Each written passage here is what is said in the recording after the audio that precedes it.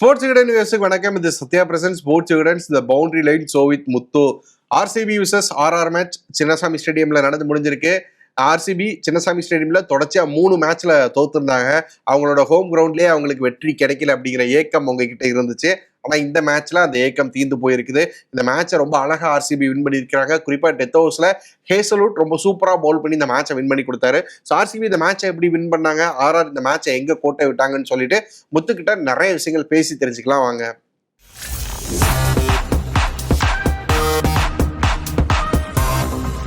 வணக்கம் முத்து ப்ரோ. வணக்கம் ஸ்ரீராம். நீங்க சொன்ன மாதிரி சின்னசாமியில ஆர்சிபி ஃபர்ஸ்ட் வின்னு.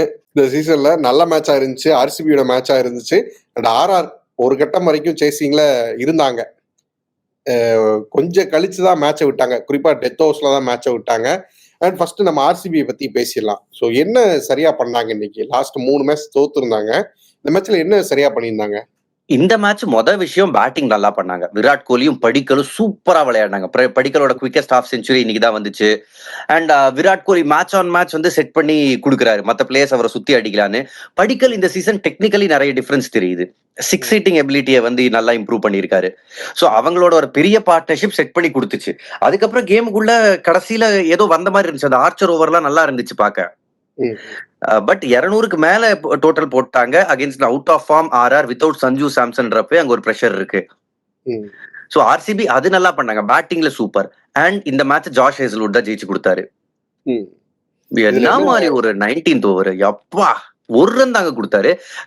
எவ்வளோ 19 ரன்ஸ் தேவையா, ஐ மீன் 18 ரன்ஸ் தேவையா இருந்துச்சுன்னு நினைக்கிறேன். 2 ஓவர்ல 18 ரன்ஸ் தேவை. ஒரே ஒரு ரன் தான் அடிச்சாங்க. நீங்க 19th ஓவர்னு சொல்ல முடியாது. அவர் 17th ஓவரே வந்தாரு, ஹெட்மேயரை தூக்குனாரு, 6 ரன் தான் கொடுத்திருந்தாரு. அப்புறம் 18th ஓவர் புவனேஸ்வர் குமார் வர எக்ஸ்பென்சிவ் ஓவர் 22 ரன் ஓவர். அந்த ஓவர்லயே மேட்ச் முடிஞ்சிச்சுன்னு நினைச்சேன். ராகுல் டிராவிட் மேட்ச் முடிவுல ரொம்ப அப்செட்டா இருந்தாரு. நான் பார்த்தேன். பேக் எல்லாம் மாட்டிட்டு கிளம்ப, பிரசன்டேஷன் நடக்கிறது முன்னாடி பேக் எல்லாம் மாட்டிட்டு கிளம்ப அவர் ரெடி ஆயிட்டாரு.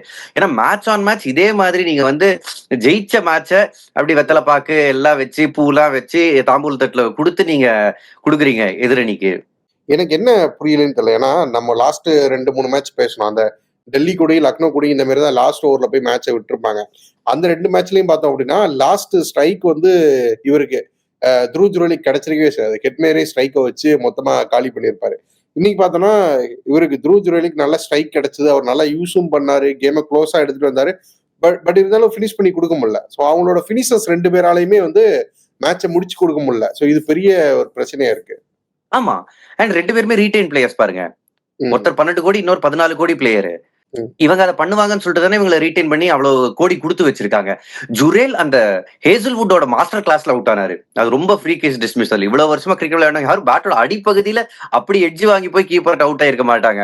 என் கூட இருந்த கிரிக்கெட்டர்ஸே சொன்னாங்க, நான் இந்த மாதிரி பார்த்ததே இல்லை, அங்க எட்ஜ் படுமான்னு. பட் அங்க அந்த விக்கெட் கிடைச்சிச்சு. பட் விக்கெட் கிடைக்கிற முன்னாடியே அந்த ஓவர் சூப்பரா போட்டிருந்தாரு ஜாஷ் ஹேசல்வுட். சோ அவர் தான் கிளின்ச் பண்ணி கொடுத்தாரு கேம. மேபி இந்த மாதிரி பிரச்சனை இருக்குன்னு தெரியுது. மேட்ச் ஆன் மேட்ச் இப்படிதான் தோக்குறாங்க. கடைசி ஒரு ஓவரோ 2 ஓவரோ தான் மேட்சை விடுறாங்க ராஜஸ்தான். என்னன்னா முன்னாடி பிளேயர்ஸ் இருக்கிறாங்களே. இப்போ யாசஸ்வி ஜெய்ஸ்வால் நல்ல பெரிய இன்னிங்ஸ் ஆடுறாரு, ரியான் பராக் நல்ல ஃபார்ம்ல நல்ல டச்ல தான் இருக்கிறாரு, நல்ல கொஞ்சம் ஆன் அண்ட் ஆஃபா இருந்தாலும் நல்ல இன்னிங்ஸ் ஆடிதான் கொடுக்குறாரு அப்பப்ப. அப்புறம் நிதிஷ் ராணா நல்லா தான் ஆடுறாரு. இவங்கள யாரோ ஒருத்தர் அந்த ரெஸ்பான்சிபிலிட்டி எடுத்துக்கிட்டு கடைசி வரைக்கும் நின்று ஆடினா சரியா இருக்குமோ? நல்ல கேள்வி நீங்க கேட்டது. பாருங்க, 200க்கு மேல நீங்க அடிக்கணும்ன்றப்ப பவர் பிளேல பெட்டரா ஆடி ஆகணும். சோ பவர் பிளேல ராஜஸ்தான் ராயல்ஸ் அட்டாக்ல போனது ரொம்ப ரொம்ப கரெக்ட் தான். ஏன்னா நீங்க இப்போ ஹேசல்வுட் புவனேஸ்வர் குமார் மாதிரி போலர்ஸை பார்த்து ஆட போனா கூட உங்களுக்கு எங்கேயாவது விக்கெட் போயிடும். சோ அல்ட்ரா ரிஸ்க் மோட்ல ஆடினார் யசஸ்வி ஜெய்ஸ்வால். அதுவும் ரொம்ப லக்கி இன்னிங்ஸ் 49. அதுலயே கீப்பர் ஜஸ்ட் ஃபீல்டர் தலைக்கு மேல 4-5 பால் போச்சு. அவர் ஒரு பக்கம் அப்படி ஆடிக்கிட்டு இருந்தாரு. பட் பவர் பிளேல செட் பண்ணி கொடுக்கறது ஓபனரோட வேலை. சோ பவர் பிளேல 70 ரன்களுக்கு மேல அடிச்சு செட் பண்ணி கொடுத்துட்டாரு அவரு. பிரச்சனை எங்க வருதுன்னா மிடில் ஆர்டர்ல இந்த பர்டிகுலர் டேல நான் நிதிஷ் ராணா கூட குணால் பாண்டியாவோட ஸ்வீப் ஷாட்டுக்கு அவுட் ஆனாரு. அது கொஞ்சம் ஒரு மாதிரி லென்த்த கணிக்கல அவரு, அதை கூட விட்டுருங்க. Riyan Parag match on match விக்கெட்டை த்ரோ பண்றாரு. இதுவரை எல்லா மேட்ச்லயும் அவர் 20 அடிச்சிருக்காரு. ஆல்மோஸ்ட் எல்லா மேட்ச்லயும் 20 அடிக்கிறவரு. என்னங்க ஷாட் அது ஆடினது. குணால் பாண்டியா ஓவர் போட வராரு. இவர் அப்பதான் அவரை பாக்குறாரு. பால் அப்படியே அங்க ஒரு ஷாட் ஆடுவீங்க. அவர் ஏதோ கொஞ்சம் இந்த ரெக்லெஸ்ஸா விளையாடுறாருன்னு எனக்கு தோணுது. பாத்தீங்கன்னா பிரஷரும் இல்ல. நீங்க குணால் பாண்டியா பத்தி சொன்னீங்க. இன்னைக்கு குருணால் பாண்டியாவும் சுயா சர்மாவும் போட்ட ஓவர்ஸ் எடுத்து பார்த்தோம்னா 8 ஓவர்ல 62 ரன் கொடுத்துருக்காங்க. ஸோ இந்த மேட்சோட ஸ்கீம் ஆஃப் திங்ஸ்ல பார்த்தோம்னா அவங்க பண்ணது வந்து ரொம்ப நல்ல எக்கனாமியோட தான் போட்டிருக்காங்க. ஸோ அவங்க 2 பேர் தான் வந்து அந்த மேட்சை கொஞ்சம் இழுத்து உள்ள கொண்டு வந்தாங்கன்னு நினைக்கிறேன். அதைத்தான் ஹேசல்வுட் வந்து யூஸ் பண்ணி அந்த டெத் ஓவர்ஸ்ல வந்து நல்லா போட்டு மேட்சை வின் பண்ணி கொடுத்துட்டாரு இல்லையா? எக்ஸாக்ட்லி. ஏன்னா அது வரைக்கும் கூட ஜுரேல் வந்து 24 பால் 14 பால் 14 I think something like that தான் இருந்தாரு. கடைசியில தான் அந்த புவி ஓவர்ல தான் அவருக்கு வந்து மாட்டிச்சு. சோ அது வரை கண்ட்ரோல்ல வச்சிருந்தாங்க. குணால் பாண்டே இந்த சீசன் செமையா போலிங் போடுறாரு. ஜஸ்ட் ரைட் ஹேண்டரை வந்து என்ன ஃபீட் மூவ்மெண்ட் பாக்குறாரு, தள்ளி போனா உள்ள பாடி உள்ள போட்டு இருந்தாரு, சில பால் வெளியில போடுறாரு. சோ ஒரே மாதிரி அட்டாக் பண்றது இல்ல. அதுவும் இன்ட்ரெஸ்டிங்கா இந்த மேட்ச்ல வந்து ஹெட்மயர் சுயா சர்மா ஆடுறப்ப ஹெல்மெட் இல்லாம ஆடினாரு. குணால் பாண்டியா கையில பால் வந்து ஹெல்மெட் வாங்கி போட்டுக்கிட்டாரு. ஏன்னா தெரியும் இவர் ஒரு பவுன்சர் கூட நடுவுல ஃபயர் பண்ணுவாருன்னு. சோ குணால் பாண்டியா நிச்சயமா ஒரு அன்சங் ஹீரோ, ஒரு கேம் சேஞ்சரா இருந்தாரு. ஹேசல்வுட் தான் மேட்ச் வின்னர் ஆப்வியஸ்லி. இந்த சிஎஸ்கேல அவர் இந்த மாதிரி ரோல் பண்ணி பார்த்துருக்கிறோம். பவர் பிளேல மெயின் ரோல் பண்ணுவாரு, கீழே ஒரு ஓவரோ 2 ஓவரோ போடுவாரு. அவரால் முடிஞ்சளவுக்கு அவரோட ஸ்ட்ரென்த் அப்படிங்கிறது பவர் பிளே தான். பட் இருந்தாலும் டெத் ஓவர்ல அவரால் என்ன முடியுமோ அதை பண்ணி கொடுப்பாரு. இங்க எப்படி இவ்வளவு சூப்பரா, ஏன்னா 19th ஓவர் வந்து ஒரு ரன் கொடுத்து 2 விக்கெட் எடுக்கிறாரு. இவ்வளவு மிரட்டலா பவுல் பண்றதுக்கு என்ன காரணம் நினைக்கிறீங்க? பிட்ச் வந்து அவருக்கு ஏதுவா இருக்கு. சின்னசாமியில கூட வந்து இந்த வருஷம் கொஞ்சம் பவுன்ஸ் அதிகமா இருக்கு ஸ்ரீராம். இன்னைக்கு நான் பார்த்து என்ஜாய் பண்ணது அந்த ஃபாஸ்ட் போலர்ஸ். ஆர்ச்சரையும் நான் என்ஜாய் பண்ணேன் அவர் போலிங் போடும்போது. இவர்தையும் நான் வந்து ரொம்ப என்ஜாய் பண்ணேன். ஏன்னா இங்க வந்து ஃபர்ஸ்ட் பேட்டிங் விடுங்க, செகண்ட் பேட்டிங்ல நீங்க அடிச்சே ஆகணும். ரன் சேஸ் இருக்கிறப்போ அந்த லென்த்ல இருந்து பால் கிளைம்ப் ஆயிட்டு போகுது. அது நிறைய பேட்டர்ஸால அட்ஜஸ்ட் பண்ணி அடிக்க முடியறது இல்ல.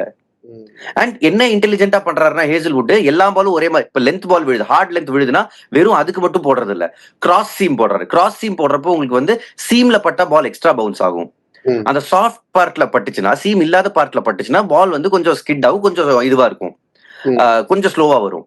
அண்ட் கிராஸ் சீம் போடுறப்ப நிறைய தடவை போலரால கண்ட்ரோல் பண்ண முடியாது பால் எங்க விழும்னு. சோ அது அந்த சர்ப்ரைஸ் எலிமெண்ட் இருக்கு. திடீர்னு ஒரு பால் பயங்கரமா கிளைம் ஆகுது. அந்த அபார்ட் ஃப்ரம் இந்த டிஸ்மிசல், அந்த யாக்கர் டிஸ்மிசல் ஜுரேல், அதை தவிர ஐ திங்க் ஒரு பால் கூட இப்படி பிடிக்கல ஜுரேல். ஹேசல்வுட் போடும்போது எல்லா பாலும் இப்படிதான் பிடிச்சிட்டு இருந்தாரு. சோ அந்த அளவுக்கு ஸ்டீப் கிளைம் கிடைக்குது அவருக்கு இந்த விக்கெட்ல இருந்து. ஸோ இன்னைக்கு பவுலிங் சூப்பர். ஹேசல்வுட் ஒரு பக்கம் வின் பண்ணி கொடுத்தாருனாலும் இந்த மேட்ச் வந்து பேட்டிங்ல ஒரு 20-25 ரன் லாஸ்ட் 3 மேட்ச் இல்லாத அளவுக்கு எக்ஸ்ட்ரா வந்துச்சு அப்படின்னு நினைக்கிறேன். ஏன்னா லாஸ்ட் 3 மேட்ச் சின்னசாமியில தோத்தப்பவும் ஆர்சிபி தான் ஃபர்ஸ்ட் பேட் பண்ணியிருந்தாங்க. ஒரு மேட்ச்ல 163, இன்னொரு மேட்ச்ல 169, அப்புறம் இந்த மலையாள போன மேட்ச்ல வந்து பார்த்தோன்னா 95 ரன்ஸ் என்ன அடிச்சிருந்தாங்க. ஸோ பேட்டிங்ல ஆப்வியஸ்லி வந்து பார்த்தோன்னா 20-30 ரன்ஸ் வந்து கம்மியாக தான் அடிச்சிருந்தாங்க. பட் இந்த மேட்ச் வந்து 200+ போச்சு. அதுக்கு காரணம் விராட் கோலி நின்று ஆடினாரு. அவரை சுத்தி படிக்கல், சால்ட் இவங்கெல்லாம் வந்து நல்லா ஆடினாங்க. அண்ட் 2 பேரை பத்தி விராட் கோலி அண்ட் படிக்கல் வந்து அவரோட பீக் வந்து ஆர்சிபில தான் இருந்துச்சுன்னு நினைக்கிறேன். ஏர்லியா பார்த்தா ஒரு சில வருஷங்களுக்கு முன்னாடி. திரும்ப ஆர்சிபிக்கு வந்து இப்போ நல்லா பண்றாரு. சோ இவங்க 2 பேரை பத்தி சொல்லுங்களேன். பாருங்க, விராட் கோலி பத்தி நம்ம என்ன புதுசா சொல்றது ஸ்ரீராம். செம்ம ஃபார்ம்ல இருக்காரு, ரெஸ்பான்சிபிலிட்டி எடுத்து விளையாடுறாரு. ஐ திங்க் இதுக்கு முன்னாடி இருந்த ஆர்சிபி டீம்ஸை விட இப்ப அவரோட ரோல் வந்து இன்னும் கொஞ்சம் என்ஜாய் பண்றாரு. ஏன்னா முன்னாடி எல்லாமே 3 பேட்டர்ஸ் தான் பண்ணணும். போலிங் வந்து ரொம்ப சுமாரா இருக்கும். பட் இந்த வருஷம் போலர்ஸ்ல இன்வெஸ்ட் பண்ணிருக்காங்க. அது நல்லா ரிட்டர்ன் ஆகுது டீமுக்கு. அண்ட் நல்ல பிளான்ஸோட வராங்க. அண்ட் கேப்டன்சியும் ரஜத் பத்திதார் பியூட்டிஃபுல்லா பண்றாரு. சோ இதெல்லாம் விராட் கோலிக்கு வந்து ஜஸ்ட் ஒரு நல்ல டீம்ல விராட் கோலி இருக்காரு. முன்னாடி விராட் கோலி சுத்தி ஒரு டீம் அமைக்கணும்னு இருந்துச்சு. இந்த தடவை இன்னும் கொஞ்சம் ஸ்மார்ட்டரா பண்ணிருக்காங்க. விராட் கோலிக்கு ஜஸ்ட் 2 பேட்டர்ஸை சேர்க்காம போலிங்ல கான்சென்ட்ரேட் பண்ணிருக்காங்க. இந்தியன் பேட்டர்ஸ் எடுத்திருக்காங்க. இந்த ஜிதேஷ்லாம் லாஸ்ட்ல அடிக்கிற ரன்ஸ் ரொம்ப ரொம்ப குரூஷியல். அதுக்கப்புறம் ரொமாரியோ ஷெப்பர்ட் தேவைப்படல. சோ நல்லா ரவுண்டடா இருக்காங்க. படிக்கலை பத்தி சொன்னா ஜஸ்ட் நான் ஏற்கனவே சொன்னேன், அவரோட பெஸ்ட் நீங்க சொன்ன மாதிரி ஆர்சிபியோட தான் வந்து ஒரு மேட்ச் செஞ்சுரி கூட அடிச்சிருக்காரு. அகேன்ஸ்ட் RR தான் அடிச்சிருக்காரு.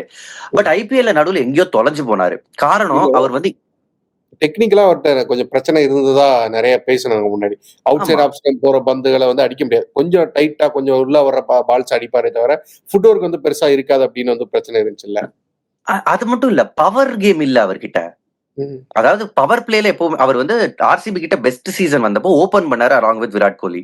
அந்த சீசன் ஏன் கிளிக் ஆனார்னா, அவர் வந்து பவர் பிளே இருக்கும்போது நீங்க பவுண்டரிஸ் அடிச்சிடலாம். ஃபீல்டர்ஸ் எல்லாம் உள்ள இருப்பாங்க, அப்ப கேப்பை பிக் பண்ணி நீங்க பவுண்டரிஸ் அடிச்சிடலாம். பட் பவர் பிளே முடிஞ்சதுக்கு அப்புறம் உங்களுக்கு கிளியர் பண்றதுக்கு பவர் வேணும், 6 அடிக்கணும்.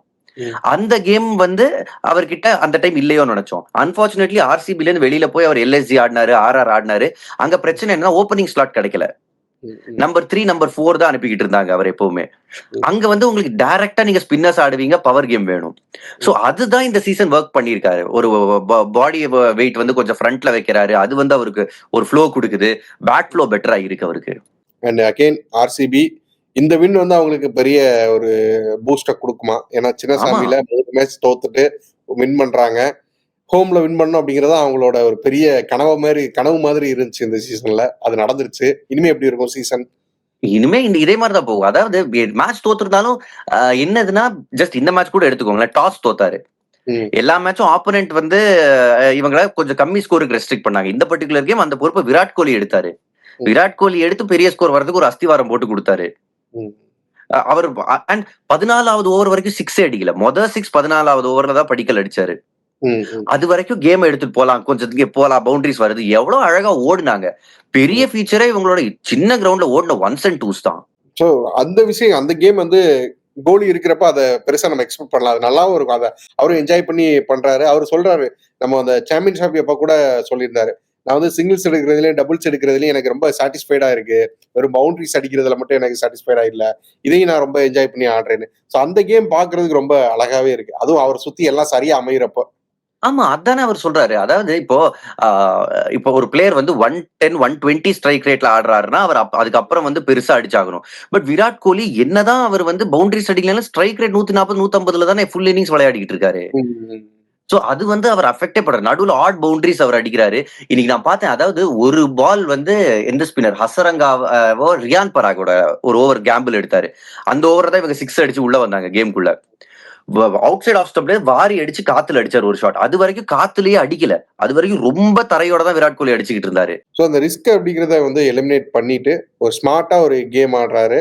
அவர் என்ஜாய் பண்ணி ஆடுறாரு. அது பார்க்கறதுக்கும் ரொம்ப நல்லாவும் இருக்கு. அந்த டீமும் அதுக்கு ஏத்த அந்த இன்னிங்ஸ்க்கு ஏத்த அவருக்கு ஏத்த ஒரு டீமா வந்து செட் ஆகியிருக்கு. சோ அதனால நல்ல ரிசல்ட்ஸ் வந்து கிடைக்குது. சோ ஆர்சிபி ஹோம்ல வின் பண்ணிட்டாங்க. உங்களோட பெரிய கனவே வந்து நிறைவேறிடுச்சு. சீசன் ஏற்கனவே இந்த 6 மேட்ச் வின் பண்ணிட்டாங்க ஐ திங்க். சோ இன்னும் வந்து அந்த பிளே ஆஃப்ஸ்குள்ள போறது அப்படிங்கிறது ரொம்ப எளிமையாகிருச்சு அவங்களுக்கு. உள்ள காலடி எடுத்து வச்சிருவாங்க. இன்னும் அடுத்த 2, 3 கேம்லயே வந்து பார்க்கலாம் அப்படின்னு நினைக்கிறேன். சோ என்ன நடக்குதுன்னு பார்க்கலாம் ப்ரோ. ஆமா. பார்க்கலாம். அதாவது இன்னைக்கு சிஎஸ்கே கோச் என்னமோ ஆர்சிபி மாரி நாங்களும் பண்ணுவோம்னு சொல்லியிருக்காராமே. சோ அங்கே இங்க இன்ஸ்பிரேஷன் வருது பாருங்க. ஆமா. அது வேற இருக்கு. அத வந்து நம்ம வந்து திரும்ப இன்னொரு வீடியோல பேசுவோம். So thank you so much bro. Thank you. Thank you. Thank you Sriram. Thank you.